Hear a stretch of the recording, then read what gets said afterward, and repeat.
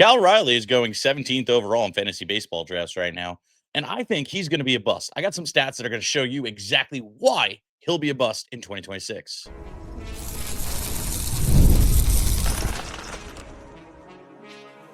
You are Locked On Fantasy Baseball, your daily fantasy baseball podcast. Part of the Locked On Podcast Network, your team every day. Hello, fantasy baseball fanatics. I'm Matthew Ahne, and welcome to the Locked On Fantasy Baseball podcast, part of the Locked On Podcast Network, now the #1 sports podcast network. Thank you, everydayers and new listeners, for making us the first listen each and every day. I'm a longtime fantasy baseball analyst with over 20 years of fantasy baseball knowledge, and we do this podcast to share it with you. Whether you're watching or listening, please make sure to subscribe, comment, rate, review. It really helps out the show. Today's episode is brought to you by FanDuel. Right now, new customers can bet just $5, and if your bet wins, you'll get $300 in bonus bets to use across the app. Download the app today.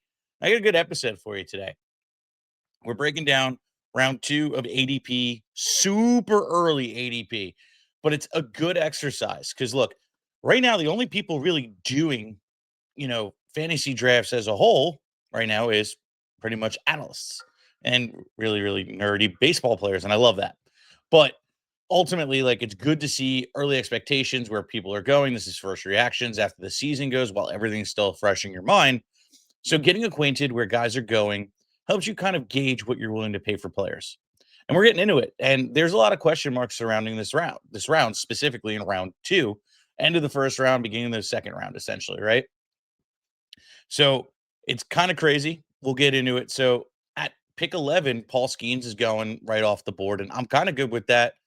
I'm not really a first round kind of pitcher guy, unless, like I said in yesterday's episode, where if you're in a points league where it's pitcher leaning, then hey, I'm all for it.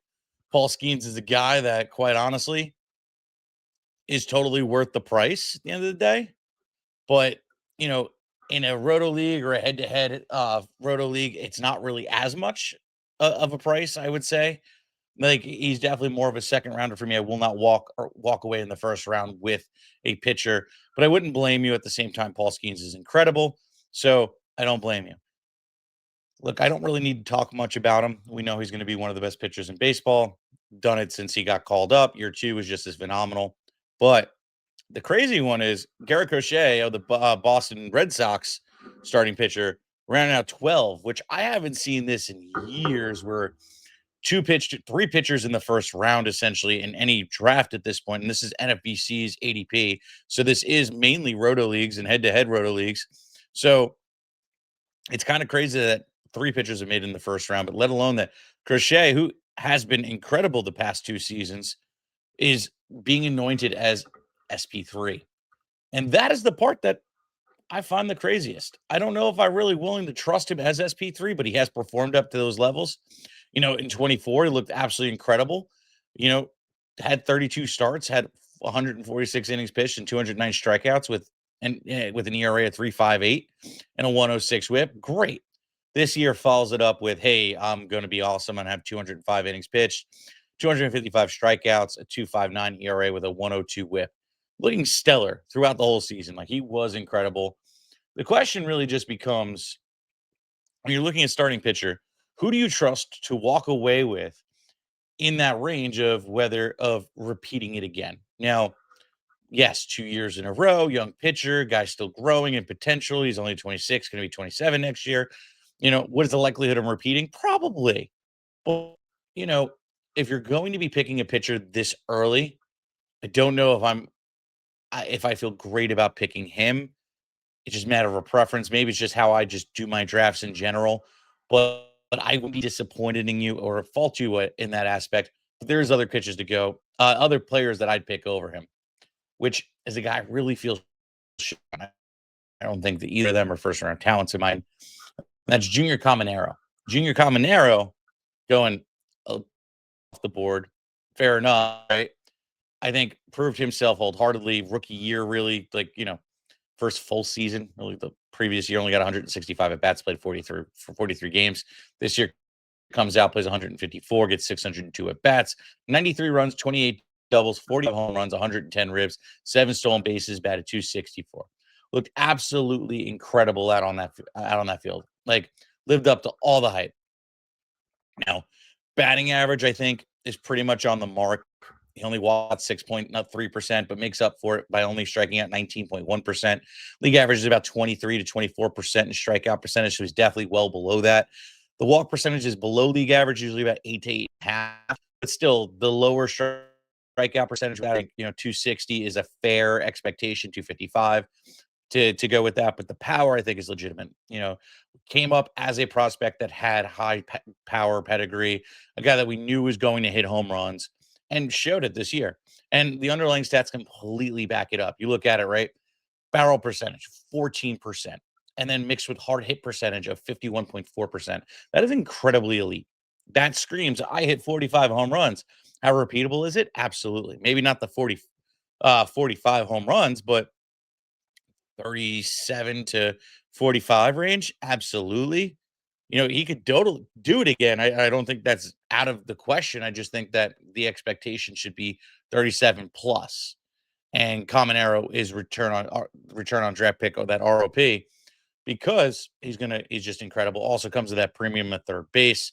I feel he should be a first round pick over the other two previously, just based off of how I like to construct my team.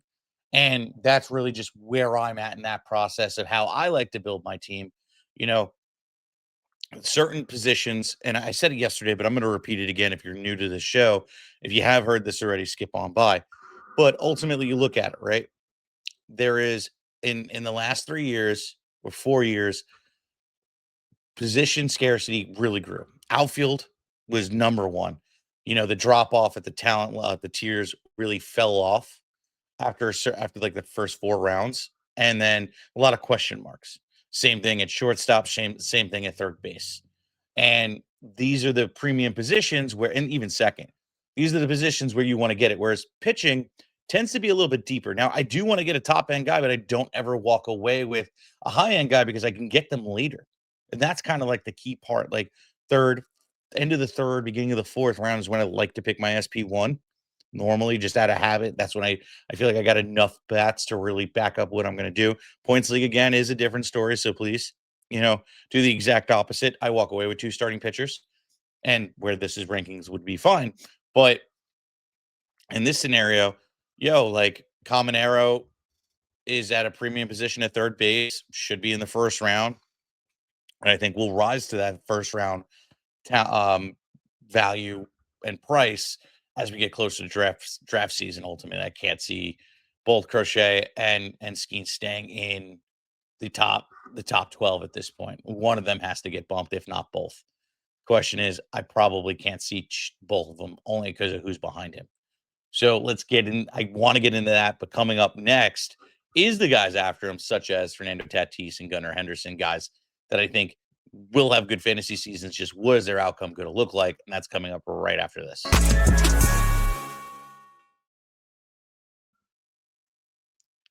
The NFL season is here, and FanDuel is making sure you're ready for kickoff with a can't miss offer. Right now, new customers can bet just $5, and if your first bet wins, you'll get $300 in bonus bets to use across the app. I love using FanDuel because it fits however I like to bet. Player props, building same game parlays, or even jumping in live as the action unfolds. It makes every game more exciting, whether you're watching your team or just keeping an eye on your fantasy lineup. It's quick, it's easy, and it's the best way to add a little bit more energy to Sundays. So, are you ready? Download the FanDuel app today by visiting fanduel.com to get started. That's fanduel.com to place your first $5 bet. Let's make that first $5 bet count. Now, Jameis Winston loves to sling, and I'm going to go over on the yards, probably over 200 passing yards. I will give Wan'Dale Robinson an anytime touchdown. He's just been crushing it. And you know what? Darius Slayton for over on the receiving yards. I think that 100% is the best way to make your $5 bet count. So download FanDuel today. But all right. Let's get back into it. Fernando Tatis comes off the board at 14. And this is an interesting one. I struggle with Fernando Tatis. I love the talent. And Tatis is a guy that, is getting into what we expect, but we haven't really seen it in quite some time. And that's kind of the frustrating part for me. He had that one season in 21 where he had 42 home runs and 25 stolen bases, batted 282. But we haven't seen that power upside since. He hasn't crossed the 30 threshold in home runs since 2021. Right. And that is frustrating. Now, I understand some suspension, some injury, all that stuff too, but still kind of teeters around it. At least the stolen base numbers have returned. 24 was a little bit ugly in those regards, but at least he got 32 stolen bases and had 25 home runs and batted 268. Now, I would have expected better batting average from him, especially for how often he walked this year. And we'll get into why I think that'll take a step forward. But there is a guy coming after Fernando Tatis that I think I'll take over him, and we'll get into that. But let me cover Fernando Tatis. And Fernando Tatis, I think, had an overall good season. You know, is he outside of the top 12? Yes, in my opinion. I think he's right outside. I think 13 is a good ranking for him. And everything under the hood screams there should be positive regression. And let's get into that. He walked 12.9% of the time. And then he mixed that in with a strikeout rate of 18.7%. That tells you the batting average should be better. And then when you go and you reflect on the expected batting average, that's at a 274. That's literally, you know, 8 points higher than what he did in batting average this year at 268. 274 is just a little bit more appealing. Now, look at this too. Quite honestly, I think there's even a 280 season in him with that kind of strikeout walk rate. But I can also say that he's at least going to get a 270 next year, and that's going to be great. Now, in terms of power, can we see it? Well, here's the deal. He barrels 10.9% of the time and creates hard contact 51.8% of the time. That's a good mixture. I'd like to see a little bit better barreling, but it's still enough to say, hey, he could probably cross the 30 threshold, and he probably got a little unlucky that, a couple just either fell to doubles or just, you know, didn't make it over to the fence essentially. But he does have the potential to crush that ball. His expected slug is sitting at 480 on the season. It was 446. Everything screams, Fernando Tatis should have more power in 2026. But, I just like to see again better barrel. And, I think that we're really going to see it. So if the barrel rate jumps, I'm 100% going to be all over trying to get him in every league just based off of that alone. I will also say ground balls were up 3% from last year and from 21, 8%. 21 when he oh, I'm sorry. Did I say 21 was the last year? Yes, 21. From 21, he hit 41% ground ball percentage. He has a 49% in this past year. It's a big difference. That might also just be spelling out what is the difference in those regards. He also had fly balls at 29.8% in that amazing season. We had 25.3. So big adjustments in the ground ball percentage has to happen. Fly ball, not so much. But even if it can come down where the ground ball comes down to like, okay, 45-ish from the 48 and the fly ball percentage goes up, we could definitely see the 30 home run mark mixed in with the barrel percentage and everything else and how hard he crushes the ball. You totally see it. There's just no definitive answer of can he hit 30 home runs? I think it's in him. Says it, but it's not super elite where he's barreling the ball 14 to 12% of the time, like Caminero and others that just have elite power numbers. So that we need to see a spike in order for me to say, okay, he's definitely going to get a 30-30 season next year, which is why he's outside of the top 12. But let's move on. Let's talk about Gunnar Henderson. One bad season, and he's now in the second round. The last 2 years, he has been a first-round talent. Why all of a sudden do we just drop out on this guy? You got to remember, too, he went into this season hurt. He missed a good chunk of time. Gunnar Henderson, just like, I don't understand how we can just give up on him. And when I say good amount of time, 8 games, but it was hurt and it lingered. He was hurt and it lingered. Look, he batted 274 in a down season, had 17 home runs, 30 stolen bases. I'm willing to look past this. Guy had 28 home runs in 23, 37 home runs in 24. And you're going to tell me that out of nowhere, we're ready to drop him like a bad habit, a guy that also has third and shortstop eligibility? I'm sorry. No, I'm not going to drop him. He's worth more than Caminero, in my opinion, but I don't have to pay the price. So how am I approaching him? I'm targeting him in every single draft that I can possibly get him in the second round. He is the number one target for the second round, hands down. If he's there in the second and you're picking and he's there, you pick him. It's a no-brainer. Honestly, I pick him over Caminero. I pick him over Fernando Tatis, because what does he do over Caminero? Well, he hits the same amount of home runs, but he also steals way more bases and still has a batting average. So Gunnar Henderson is the better player, hence why he was a top 5 pick last year and the year before. So ultimately, Gunnar Henderson is a guy that you need to pay attention to and just know that this is the target in the second round. Honestly, he should be in over Paul Skenes. He should be in over Crochet. He should be higher than Fernando Tatis, in my opinion. This guy has the potential to be a league winner, where you're getting a first round talent in the second round. You're able to walk away with 2 incredibly amazing players, especially if you're on the turn, for instance, right? And somebody does end up picking like a Skenes and a Crochet before you. Yo, I'm walking away with either Gunnar Henderson and Caminero because of shortstop eligibility, or I'm walking away with Fernando Tatis and Gunnar Henderson. Like, those are W's right there. Like, that is a strong start. So you're going to have guaranteed 30 stolen bases, just Tatis and Henderson, and then at least 50 home runs guaranteed between the two, if not more, because of Gunnar Henderson's upside. So I'm all about Gunnar Henderson, number 1 target in the second round. Let's move on. So about Francisco Lindor. This is a surprising season too. This is something, if you're not aware of Francisco Lindor and his past, let me remind you of who he is. Francisco Lindor has always been a guy that usually starts going off towards the second half of the year. He doesn't really do what he did this year, where he was just consistent for a full season.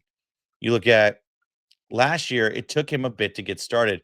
April, he batted 197, even though he had 5 home runs, and then batted 263 with 4 home runs. The batting average took a little time to get going. This year, though, was a big difference. He was consistent the whole entire year. I owned him, so it was fun to own him this year. 308, 255. Had 2 bad months in between June and July, but August, September, absolutely crushed it. Dude had an amazing season overall. Really impressed with him as a whole. I strongly feel that he's worth the draft price at this point. Finished with 31 home runs, had 31 stolen bases, batted 267. 30-30 season out of this kid. I mean, really not a kid. I'm literally 3 years older than him, so I can't even say that anymore. You know, he is an awesome talent, a guy that is on a good team with Juan Soto and hopefully Pete Alonso and others that are going to drive him in. I'm going to give him ribby opportunities. He's going to steal bases and going to hit home runs. Francisco Lindor is an awesome player that ultimately at shortstop, another, one of those positions where all the top tier players and the higher tiers of the position go in the higher rounds. And this is kind of a disappointing part. But ultimately, this is what you kind of got to do, and you got to make the decisions on who am I grabbing. Now, am I grabbing him over anybody we've spoken about? No, probably not. Probably not.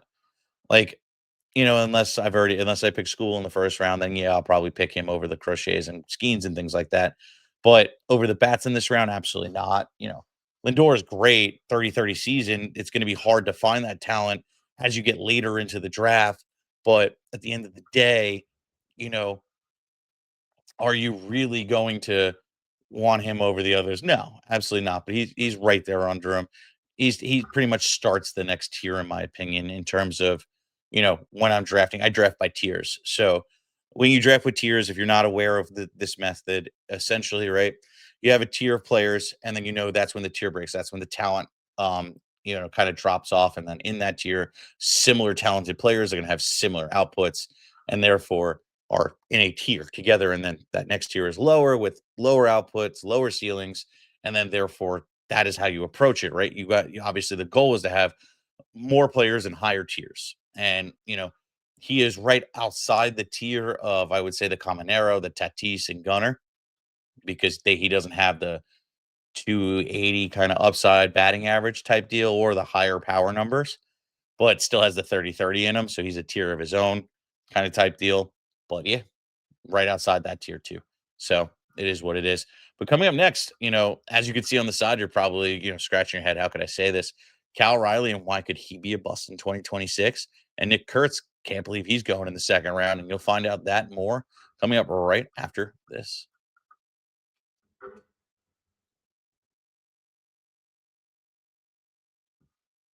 And all right, let's get back into it. Now, why would I say Cal Raleigh is a bust?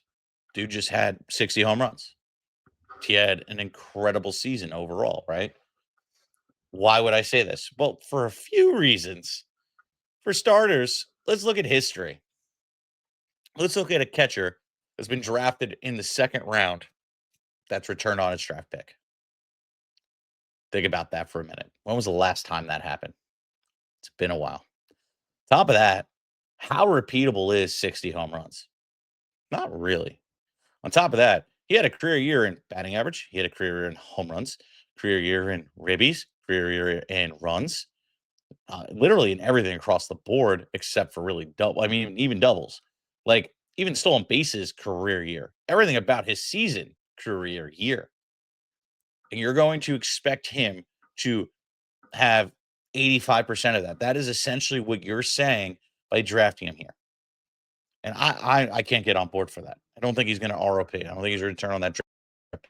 If he hits 35 home runs and has, let's say, 95 ribs and in the 70s in the runs category, which is what he's done for the last 2 years prior to this year, and hit in the 220s to 230s like he's done his whole career, that is a big difference. That is not a second round talent. That is a bust. He's returning more like round 6 or 7 value. You picked him in the second round, and there's plenty of other bats going around him that I'd rather have. It's not a matter of, oh my God, this guy sucks, or the stat line I just read off is atrocious. No, it's a matter of the guys going around him. Are they going to outperform him? And is he actually worth picking over the other players? Right. And the answer is no. Catcher is not a position I truly value anyway. 2, it's one of those positions where I haven't seen a catcher return on this draft price in a very long time. And I don't think it's going to start now with a guy that's had a career year at age 28, even though he's a great player. He's just not great enough to be a second round pick. I'm done with catchers up in the second round. It's just not happening. Look at William Contreras. Look at everybody else that just ended up in the second round over the last 5 years as a catcher that's returned on that draft price. Nobody's returned on it. You always regret it. You're always like, gosh, I can't believe I did that. Yep. And it always comes and bites you in the butt. Then you look at a little bit deeper too. Look, he struck out 26.7% of the time. And that's a lot. That's a lot for sure. Now, granted, he walked 13.8%, but I'm going to tell you right now, if we go back over the last couple of years, we are encroaching on career year again. Even his walk numbers are career high. Look, you go back as far as 22, which is the first for his true first full season. He had a walk percentage of 9.2%. Still good, but not elite. 23, 9.5, 24, 11, which is good, and then rose to 13.8, which is incredibly elite and I don't think sustainable. Mixed in with a strikeout percentage of 26.7%. That is not sustainable. And 24, he struck out 28% of the time with still walking 11% of the time. So even if you get a little bit of a shift of 2% of a percent less in walk and a percent more in strikeout, and that's the detrimental kind of drop in the batting average of just a year. And I don't know if I'm willing to take that, just let alone in that category. Power is always there. It's just, can he hit 40 plus to really return on that draft price? I'm not banking on it. He's gotten close. Before this year, 34 was his career high, which is still really good. But the thing is, though, the run opportunities, are they going to be there again? What is that going to look like? Is he going to be able to get 110 runs and 125 ribs again, or even just 100 and 100? Also, too, is he really going to steal that many bases again? I don't think so. That's outlandish, especially with a sprint speed of 26 percentile. Like, no, his price needs to fall. He does not belong. He's still catcher 1, but like more like, 6th round. But I ain't getting him on my board apparently. That's fine. I never pick him high. I usually get players that are usually better. But hey, it is what it is. Let's move on. This one is super surprising and does not belong against the guy going after him, and that is Nick Kurtz. Nick Kurtz going at 18 overall, which is incredibly surprising. That's mid-second round, mid to late second round. And I mean, he had a great season. Rookie of the year, looked really good. The pace was incredible, adjusted to big league bats, showed that he can actually hang in the bigs. And a guy that his profile truly showed out and transferred directly into the bigs. 36 home runs, 86 ribs, 90 runs, batted 290, 420 at bats. Incredible. Absolutely incredible. Phenomenal rookie season. Now, as an analyst, as a guy that's a pessimist, there's some things that I think are unsustainable in his game.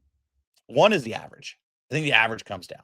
A guy that struck out 30.9% of the time and is just not sustainable to hit bat 290. I'm sorry, even with the 12.9% walk percentage. You look at just like Cal Raleigh, for instance, he walked 12.8% and struck out 20, what did I say? 28% in 24. Better, I'll do 25, 26.7%, and he still batted 247. Nick Kurtz, you're going to tell me he's going to bat 290 again? No. And he whiffs 35.5% of the time. He strikes at everything. He swings at everything, essentially. Like, I mean, when he swings, he misses, essentially. Like, he doesn't chase at everything, 22%, only in chase, which is good, but still. Now, the power is undoubtable. He's a guy I could totally say, okay, cool, he just hit 45 home runs. No question. I think that's actually in a wheelhouse. He's like Pete Alonso with, I think, better batting average upside. In all honesty, maybe even like a Matt Olson would be the best comp, funny enough, even though coming from the Athletics, the same team. But by all means, the bat talent, I don't think is it problem. I think all that stuff is repeatable. Question becomes runs and ribs ultimately too, even though I like the Vegas A's and potential they have with the players on that team, but it still gives me question marks. And I think if he was going at the end of this round, end of second, the 24th pick, I feel a lot better about the pick. Not mid, especially not over the next guy. That one is really concerning for me. I guess probably just waiting on landing spot, really. And it's really just a matter of I think this price is too much for Nick Kurtz. And while I mentioned the next guy, it's really just like, am I really picking Nick Kurtz over Kyle Tucker? That's the question I got to ask myself. Now, if you're new to the show, you don't know my rule, but usually I'm like, okay, new year, new team. Usually a player kind of takes a step back in their career. But Kyle Tucker went from the Astros to the Cubs and still had an amazing season. Only thing that held Kyle Tucker back over the last 2 years is injury, which is disappointing, both on MVP paces before getting hurt, unfortunately. But he's really good. I don't think it's a matter of landing spot. I think he's going to land where he's going to win. I think that's the goal. So it's going to be interesting to see where he lands. There's a lot of possible spots. So I don't think that he's going to walk into a bad situation. They would have to pay him like $100 million a year for him to go to, like, I don't know. Let's just say go play for the Angels. Yeah, give me $100 million a year if I'm Kyle Tucker, and then I'll totally play for you. But that's not going to happen, obviously. So Kyle Tucker, I think, is probably better than most of the people I've read off over late. He should be right around the Francisco Lindor situation. He was a first-round pick last year. Dude has 30-30 upside with a 300 batting average potential, and depending on the team he's going to land on, obviously 100. He's an incredible 5-category contributor that really should be a lot higher. And this is a steal right now. Look, I'm not going to not pick him because of the free agency turmoil and question marks. Look, a guy as talented as he's been, a guy that just does prove that he can go to a new team. At worst, he does what Juan Soto did, had a slow start and then just like cranked it on. And I'm okay with that. Kyle Tucker's a stud. I don't think he's going to worry about going anywhere and just have a down year. So he should be going higher. He's another one that's number one target in this round. There's some real steals in this draft. If I could walk away, especially where he's going, an Aaron Judge or, Bobby Wood Jr. and Kyle Tucker, you have a great start to your team. So that is who I'm targeting this round. Let's get this last guy in. Jackson Chourio falling in at 20. And Chourio is, somebody that I'm impressed with. They took really good strides this year, but didn't take enough strides for me to really be super excited to draft him as high as he's going. Look, he had a good season. 549 at bats, 88 runs, 35 doubles, 4 triples, 21 bombs, 78 ribs, 21 stolen bases, batted 270. Great year. I'm not going to doubt it. Great year. But the thing is, he also was supposed to be a 33 guy. He was also supposed to be a guy that should be able to be better behind the plate and have a better batting average. But everything I'm seeing right now tells me it's not possible. 20% strikeout rate, but also coupled with walking 5%.